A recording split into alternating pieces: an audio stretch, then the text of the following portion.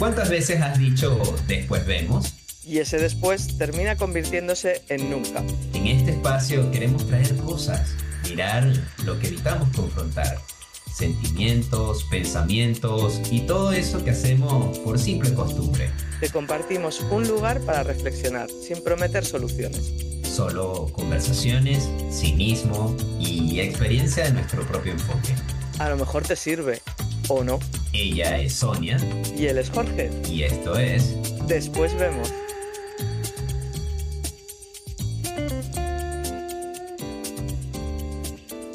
Venga, vamos con todo. Hoy vengo a traer un tema que no sé, bueno, porque me he dado cuenta que durante muchísimo tiempo, bueno, pues no tenía, estaba bien sola como estaba, no tenía ganas de relaciones. Y, y en el último año, pues eso ha cambiado un poco. Pero después de ciertas cosas que han pasado, he vuelto como a bajar el telón. Y em, siento que es sobre todo bueno, primero por volver a empezar todo el proceso y sobre todo porque no me apetece sentir según qué cosas. Es como otra vez pasar por todo eso. Otra vez, y a lo mejor yo misma me estoy bloqueando cosas, porque como normalmente pues lo que piensas es lo que acabas proyectando, pues siento que hay ahí, pues eso, un tema que resolver, ¿no? Que a veces nos negamos o queremos evitar sentir algunas cosas y por evitar sentir algunas cosas también nos estamos perdiendo otras, porque nadie nos dice que realmente vayamos a sentir lo mismo, ¿no? Pero si ya estamos en esa predisposición, pues es muy probable que acabes sintiendo esas cosas que no quieres sentir. Así que bueno, ahí estoy. Lo interesante de ese no querer sentir es que terminas como huyendo, ¿no? Del sentimiento, de la situación. Y a veces el sentimiento sabes realmente, valga la redundancia, cómo se siente, pero inevitablemente quieres huir, quieres escapar, quieres prolongarlo. Y a veces cuando te das cuenta, en mi caso me he sentido como un poco tonto, pues es inevitable, ¿sabes? O sea, si no lo siento en ese momento, tarde o temprano lo voy a sentir. Y en el caso por lo menos de la tristeza o del llorar, o sí, de la tristeza, porque muchas veces cuando yo lloro es porque me estoy entregando a sentir la tristeza. Y cuando entro en esa procrastinación de la tristeza, luego cuando permito que llegue, es como una especie de avalancha, termina casi que arropándome y llevándome así, como cuando, no sé si te ha revolcado una ola en la playa. ¿Alguna vez te ha revolcado una ola en la playa? Bueno, entonces He te oye, comido. bueno, entonces terminas con los talones tocándote la nuca, con un dolor de estómago horrible, una resaca después de que te revuelca la ola, que tú no sé si estás nadando a la superficie o nadando hacia el fondo, pero terminas bastante confundido o con malestar, ¿no?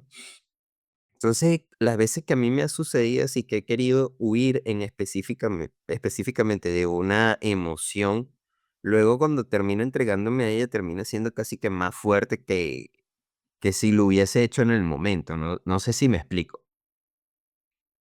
Perfectamente. Y además lo de la ola me parece una metáfora muy buena para describir esa situación. Sí, y además a mí con todo esto, con todo el tema este de las emociones y ahora mismo, ¿ves? Me encantan estas charlas porque me sirven también luego para mí darme cuenta de cosas, de cosas. Y además es una frase que yo utilizo mucho, que es uno de mis mantras, que es que a lo que te resistes persiste. Y cuanto más te resistes a vivir o a sentir una emoción, más está ahí, ¿no? Y es lo que tú dices, que luego al final encima se acaba como multiplicando, triplicando, multiplicando por 10 la sensación o la emoción de lo que estás sintiendo, lo que estabas evitando sentir.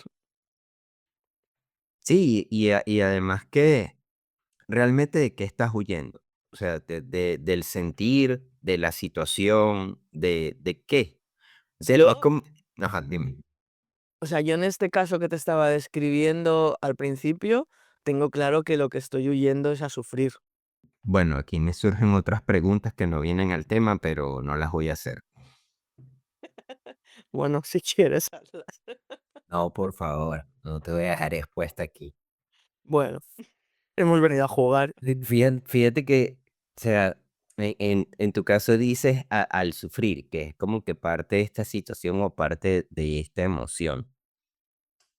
La cuestión es que muchas veces a lo mejor terminamos huyendo de lo que creemos que vamos a sentir en determinada situación. Y no necesariamente tiene que ser así. O sea, a veces que tú dices, y yo pensé que iba a suceder tal cosa, y fíjate, chico, pasó otra. Ejía. Entonces, me he terminado también sintiendo un poco tonto con esas cosas que, tonto, tonto sorprendido, que yo me quedo como que yo pensando que iba a ocurrir esto, o yo pensando que iba a ocurrir lo otro, y fíjate, me sorprenden estas especies de serendipia que muchas veces terminas maravillado con lo que sucede. Y que si al caso vamos, esto que sucede también lo generas tú. O sea, también es como parte de ti. Bueno, yo sí creo de que proyectamos el mundo según o de acuerdo de cómo nosotros somos, lo que nosotros pensamos. Entonces, si ocurren estas serendipias maravillosas que nos sorprenden, que nos maravillan, que nos enamoran, entonces muy probablemente eso también esté dentro de mí. Y yo simplemente no lo estoy sabiendo canalizar, materializar, darle espacio en mi vida precisamente porque estoy como que más aferrado a estos miedos que cualquier otra cosa. Oye, estaba pensando lo importante que es seguir formándonos al terminar la secundaria, pero no todo el mundo tiene esa oportunidad. ¿No sería genial poder darle esa oportunidad a quien realmente tenga ese sueño? Pues sí, mira, en Selva de Sueños apoyamos a jóvenes de comunidades nativas de la selva de Perú. ¿Para qué? Pues precisamente para eso, para que continúen sus estudios superiores cuando han terminado la secundaria. Fíjate. Y si alguno de los que nos escucha quisiera contribuir con Selva de Sueños, ¿cómo pudiera hacerlo? Pues podrían hacerlo con los cafés que dan sueños. Café, ¿qué enseña? Tú si eres loca, Sonia. ¿No tienen cafeína? No, estos no tienen cafeína. Estos hacen sueños realidad. Mira, en la cuenta de Instagram de Selva de Sueños encontrarán el enlace para poder participar en los cafés que dan sueños desde un importe bien pequeño. Además, si logramos llegar a 1000 personas que se sumen a estos cafés, podremos becar a muchos más jóvenes. Selva de Sueños, un café que se convierte en becas de estudio, becas que convierten sueños en realidad. ¿De qué te ríes? No, del bucle en que entramos todos, no tú, o sea, porque me siento muy identificada. Pero ahora pensando un poco en todo esto, también me estoy dando cuenta, cuando te he dicho que el tema era sobre todo el miedo a sufrir o lo que buscaba era evitar esa incomodidad de sufrir, estaba echando un poco también la vista atrás y también siento que, o sea, me doy cuenta de lo que he cambiado y de cómo gestiono esas situaciones, ¿no? Que a lo mejor hace 20 años las gestionaba de una manera totalmente diferente y horrible. Y, pero bueno, las gestionaba lo mejor que sabía, como se suele decir, con las herramientas que tenías y con el nivel de conciencia que tenías en ese Ya me momento. juzgaste, no Que importa. era cero. O sea, bueno, para mí ha sido una evolución, no es tanto juzgarlo, sino ver ese cambio de antes a ahora. Bueno, vale, llamaré juzgarlo. Pero también es verdad que lo hice pues lo mejor que supe en ese momento, ¿no? Pero no es como lo haría hoy. Pero fíjate lo que ha aparecido, Probablemente, que a mí me encanta, ¿sí? ¿eh? Que esto que ha aparecido en este momento, que a mí me encanta, que es que dicen el común denominador, dice. Es que no hay que juzgar. Eso lo has dicho tú. Y no quieren sentir el juicio que realmente ya hicieron. Y es delicioso. Juzgar es delicioso. Entonces, caer en esto de, es que no quiero juzgarme. Ya te estás juzgando, brother, ya te estás juzgando, lo estás tapando con otra cuestión. Lo estás tapando con este pensamiento de que tú quieres ser buenito. Y me encanta esto de ser buenito. Ha sido personificado el ser buenito en una película que yo me estaba rehusando a ver. Fíjate, con todo lo que nos rehusamos. Porque era un musical, la de Wick, no sé, la de la bruja. No lo he visto. ¿No lo has visto? Bueno, hay un personaje que es Glinda, que es la bruja buena o el hada buena, y, y Glinda es demasiado buena, es excesivamente buena, y es tan buena que raya en esto de estas personas que quieren ocultar su sombra. Y me fascina la gente que deja ver su sombra y que dice, no, mira, yo soy así, no me gusta compartir. Es que eso no me gusta compartirlo. Yo digo, este es de los míos, este es amigo mío. Igual volviendo a este tema con los juicios, la gente quiere huir de esto de juzgar o de sentir alguna emoción, entre comillas, negativa o evitar reconocer que tienen envidia precisamente porque está mal tener envidia. Y a veces eres un ser humano, Rey. Sientes envidia, déjame decirte, bienvenido al mundo real. Siéntese aquí, usted siente ira, siente lujuria, siente deseo, siente ganas de caer en sustancias psicotrópicas. Sientes muchas cuestiones que la sociedad ha dicho que tú no deberías sentir. Y en la medida en que niegas que estás sintiendo estas cosas, te estás negando a ti mismo la posibilidad de conocerte y además de poner límites a esas emociones y sensaciones. Te quedaste loco y planetaria con lo que te estoy diciendo. Bueno, Sí, sí, sí, estoy asimilando todo lo que estás diciendo. Eh, pero no, es que lo de ponerle límites a las emociones, eso no me cuadra. bueno, yo lo que me refiero es como que esto de, ok, voy a sentir envidia, pero ¿cómo lo manejo? ¿Cómo lo canalizo? ¿Cómo aprendo a lidiar con esto? ¿Sabes? Me dejo desportar en esa envidia, al igual que la ira.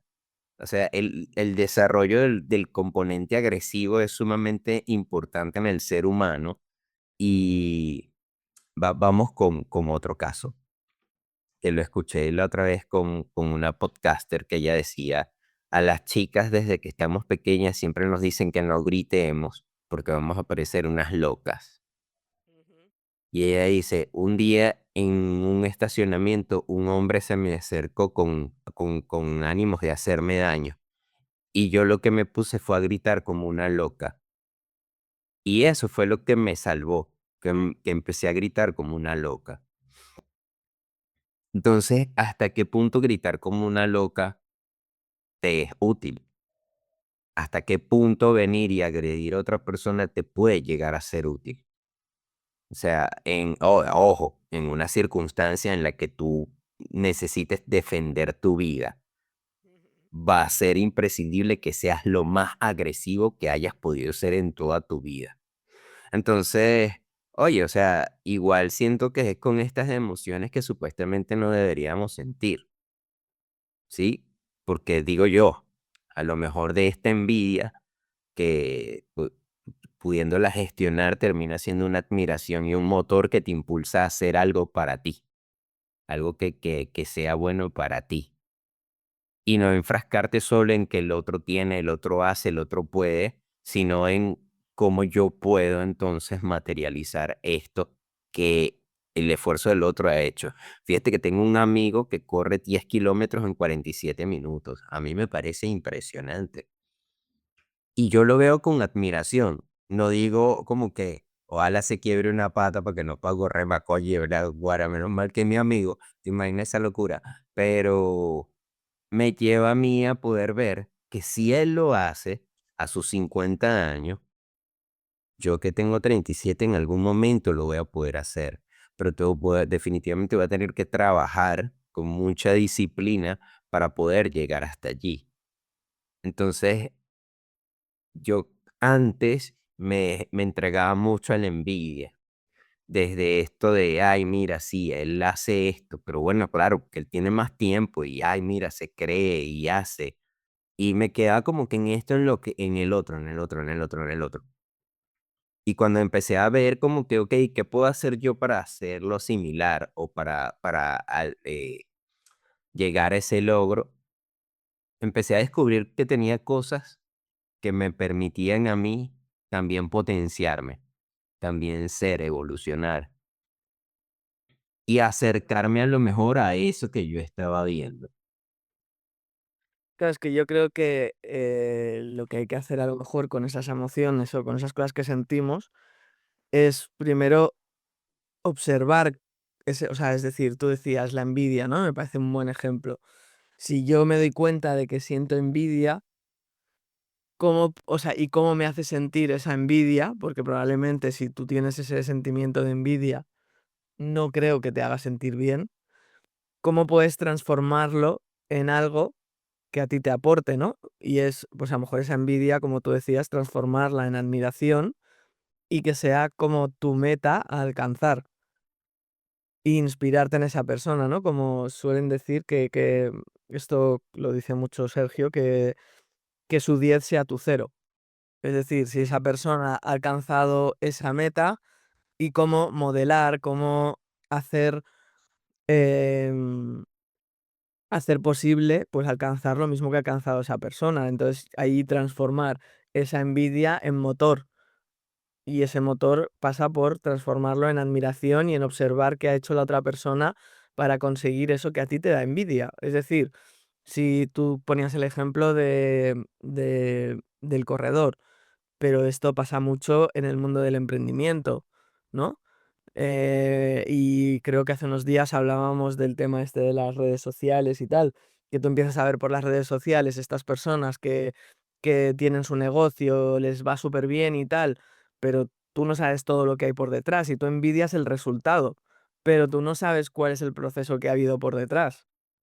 Entonces, si yo envidio ese resultado, ¿qué tengo que hacer para poder conseguirlo, no? Y empezar a modelar a esa persona, empezar a investigar y convertir, pues eso, convertir su 10 en tu cero para empezar a trabajar en, en lo que tú quieres y que eso no te haga sentir, pues, por ejemplo, esa envidia. Y eso nos lo podemos llevar a otros, muchos otros sentimientos, ¿no? Y al final, también, como suelen decir Sergio, o sea, si tú quieres conseguir lo que ha hecho otro, pues tendrás que hacer como mínimo lo mismo que ha hecho esa persona. Y con la envidia o con ese sentimiento de frustración o no vas a llegar a ningún lado, ¿no? Lo que pasa que, bueno, pues la envidia también lo que nos hace o nos mantiene en ese papel de víctima. Claro, pero Accionar. imagínate que es a lo que vamos. Ah, yo no quiero sentir la envidia, yo no quiero admitir que siento envidia. Ya, es que ese es el otro tema, porque también darse cuenta de eso No, no, ese no es el otro tema, ese es el tema central sí de es el tema, sí. este episodio. No nos comemos por otro lado, tenemos que quedarnos aquí. Bueno, perdona, no te pongas agresivo, ¿eh? Y te grito, mira que te grito. Por favor, importante gritar. Yo le enseño a mis hijas, mira, grita como una loca desquiciada. Grita, siempre. No, y es esto, es negarlo, es negarlo. Y fíjate que ahí me recordé cuando empecé a hacer terapia, que yo era muy reactivo. Bueno, creo que todavía soy reactivo. Solo que he ido trabajando para que esos niveles, Perdón, ¿reactivo? ¿A qué te refieres con reactivo? bueno, de que explotaba muy rápido, ¿sí? Ajá, vale. Entonces he ido trabajando para que ese tiempo de explotar sea más largo, demore más en explotar. Y siento que lo he logrado. Ahora sí me siento un poquito más paciente. Y era difícil para mí cuando alguien me venía y me decía, no, es que tú eres así, ¿sabes? Es que tú eres impuntual, es que tú eres irresponsable. Y uno de los ejercicios que yo empecé a hacer era negarme a mí mismo. ¿sí? Negar esta idea que yo tenía de mí, este concepto que yo tenía de mí. Y en ese negarme a mí era afirmar lo que la persona me estaba diciendo. Y yo decía, ¿y si sí? ¿Y si sí yo soy así? ¿Y si yo fuera así, qué pasaría? Entonces empezaba a abrir un abanico de ¿y sí? Si yo soy así, entonces si yo soy así, esto va a pasar, esto va a pasar, esto va a pasar, esto va a pasar, esto va a pasar, esto va a pasar. Tengo todas estos check. Sí. Ah, bueno, entonces sí soy así. Entonces ya dejaba de negarme, de negar esa parte que me estaban diciendo que yo era y empezaba a conocerla y empezaba también luego a abrazarla. Precisamente creo que cuando reconoces ese lado de ti que no ves, está esta posibilidad, primero de ampliarte a ti mismo, de evaluar cuáles son las ventajas que te ofrece ser de determinada manera, sea bueno o sea mala. Mi papá decía, a veces nuestros peores defectos son nuestras mejores virtudes y nuestras mejores virtudes son nuestros peores defectos. Y esto es una cuestión de que en situaciones, digamos, el ser responsable en exceso es nocivo.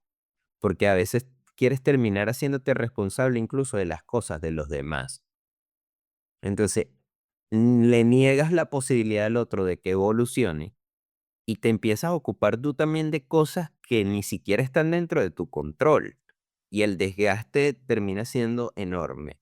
Entonces, esa virtud que es el ser responsable se termina convirtiendo en un defecto. Y parte de esto de negarte también a ti, de no poder entender que definitivamente lo que eres es un metiche más que un responsable. Define metiche. Que te andas metiendo en toda vaina que no es problema tuyo. ¿Sabes? Esas viejas que le quieren resolver la vida a las hijas de 40 años. Méteme en todo. Sí, es decir, como, coño, o sea, pero déjala que ya está, ya es una mujer, ¿sabes? O sea, tiene marido, tiene familia, tiene una hija, deja que se equivoque. Y entiendo que a lo mejor como padre debe ser doloroso ver que tu hijo se equivoque, pero suéltala, suéltala, ya maduró, ya creció, ya no es una niña. De los papás no hablo porque muchas veces los papás nunca están. ¿Lo dices por ti o porque lo... Claro, lo digo por mí, por supuesto. No, yo sí estoy. No tanto como su mamá, yo sí lo admito, pero mi papá no estuvo. Nunca se metió. Dedicamos este podcast al papá de Jorge. Oye, no, por favor. No. ¿La has sacado tú? No, sí, oye, pero yo sé, pero oye, no. No, pero es curioso esto, esto que acabas de comentar ahora mismo. ¿Por qué? Pero, y me parece muy interesante lo que decía tu padre de las virtudes y los defectos. Sí. Te vuela un poquito la cabeza. No, pero es verdad, porque a veces esto es un poco como el tema de los valores, que a veces pensamos que como los estamos honrando al 100% tiene que ser bueno y a veces no es tan bueno, pero esto ya es otro, es otro tema que requiere de profundizar mucho. Pero que a veces pensamos que una virtud pues es loable y a lo mejor nos está limitando, nos está obstaculizando algunas cosas. Claro. Es una buena reflexión, Bueno, fíjate fíjate. que no quería hacerla. ¿El que ¿La reflexión? Claro. O darme cuenta que me estaba juzgando. Bueno, no lo sé. Dímelo tú.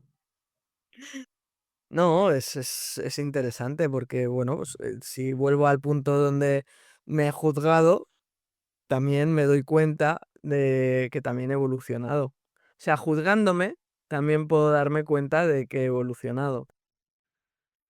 y que a lo mejor ahora hago las cosas, no voy a decir ni mejor ni peor, pero diferentes, que a nivel emocional siento de otra forma y me permiten a lo mejor no limitarme a sentir ciertas cosas porque sé que ahora las manejo de otra forma. Es decir, mira, fíjate la reflexión a la que, a la que voy, ¿eh? Yo he empezado explicando aquí una situación de mis relaciones, ¿no? Pero a medida que hemos ido hablando, me he dado cuenta que yo me estaba aferrando o mi inconsciente me estaba llevando a mis relaciones de hace 20 años. Pero si yo voy al punto de los 2 últimos años, pues las cosas han sido muy diferentes a como fueron hace 20 años. Entonces, yo decía, me da pereza porque no tengo ganas de volver a sentir ciertas situaciones. Pero si yo ahora analizo todo esto, digo, wow, pero es que tú esto ahora lo gestionas de otra forma, ¿no? Y realmente ciertos obstáculos que han ido pasando a lo largo de estos 2 últimos años los he manejado de otra forma. ¿Que han sido dolorosas? Sí, pero de otra forma. Y probablemente el tiempo de superación ha sido más corto. Y a lo mejor porque he permitido sentir y no me estaba dando cuenta hasta hace media hora. Bueno, menos de media hora. No, y hay otra cosita ahí que es que cuando te empiezas a huir de este tema de la emoción o de la situación, supongamos que vas a tener una conversación incómoda. Sí, hay personas que le atemoriza pedir aumento de sueldo. ¿Cuánto tiempo te va a durar esa conversación? ¿Sí me explico? O sea, esto que voy a hacer que me atemoriza, que no quiero sentir, ¿cuánto tiempo va a durar? Te voy a decir algo, dura más esa conversación en tu mente que la conversación real. Claro, dice, jefe, quiero un aumento de sueldo, aprobado, pero ni siquiera te he dicho cuánto quiero, no importa. Ahí tú te quedas como que, ¿qué? ¿Sí? Y llevas planificando esa conversación durante un mes en tu cabeza o una semana o un día y lo No, peor, y es un buen ejercicio planear las conversaciones. Este, planearlas sí, pero sobreplanearlas no. ¿Y dónde está el límite? También hay una parte que hay que dejar fluirla. No puedes ir a una conversación con un guión. No, No bueno, funciona, lo digo por experiencia. No pero es que imagínate que si te pones y se dice esto, y si dice lo otro, y si dice lo otro, te va hacia un multiverso y cuando vienes a ver no puedes tener idea de nada. Pero es que a lo mejor incluso lo que pasa no está en tu checklist. Mira, hay una frase que a mí me encanta, que es que en este universo de posibilidades infinitas, cualquier cosa puede suceder. Entonces, partiendo de ahí, querer tener todo absolutamente controlado va a ser imposible. Y tenemos esto de que, oye, o sea, ¿cuánto tiempo va a durar eso que estás evitando sentir? ¿Sí? Digamos, si voy al odontólogo, ¿cuánto tiempo va a durar la cita en el odontólogo? ¿3 horas? ¿5 horas? No, a lo mucho durará 40 minutos porque no puedes tener la boca abierta más de ese tiempo. Hay tratamientos que sí, pero hay otros tratamientos de que no, no puedes tener la boca abierta durante tanto tiempo.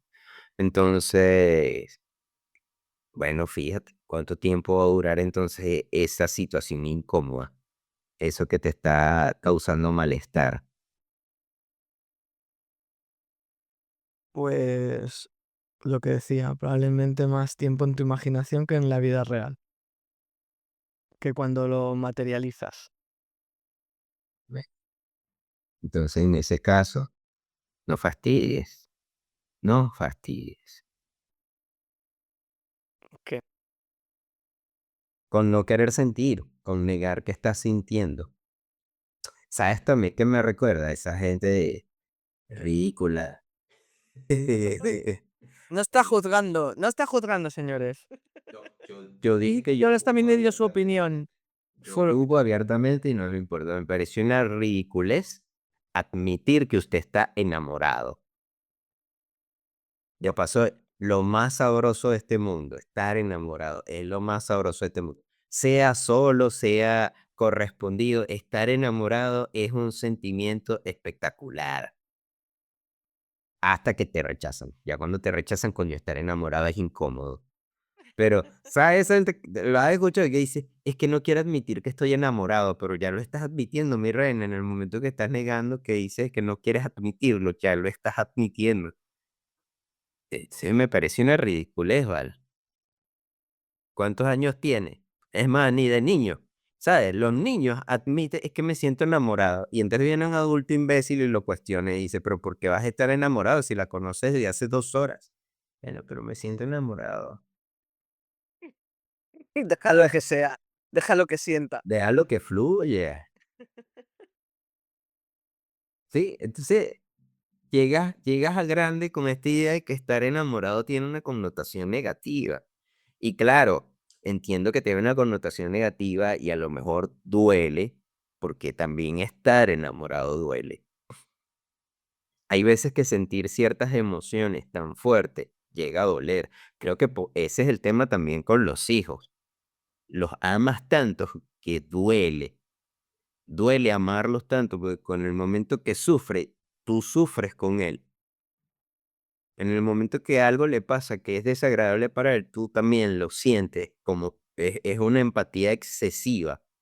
Y bueno, al final son parte de ti, son unas células que salieron de tu cuerpo y formaron luego un ser y crecieron y demás. Entonces, básicamente nos dividimos en algún punto de la historia como las células.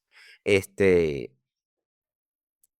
pero volviendo al punto de que estar enamorado duele y por eso muchas veces la gente no lo quiere admitir. Como muchas otras emociones, como el juzgar. Vuelvo al juzgar, es que me encanta, pero todo el mundo juzga. O sea, esa gente que empieza la conversación y que, bueno, empieza la conversación hablando de alguien, chismeando de Ya no alguien, quiero juzgar, pero y terminan la conversación 2 horas volviendo nada a la persona y después cierran con, pero ¿quién soy yo para juzgar? Reípe, por favor, de verdad, es en serio. decías que el amor duele, pero no debería doler. No debería doler cuando estamos plenamente conscientes de que la otra persona es libre.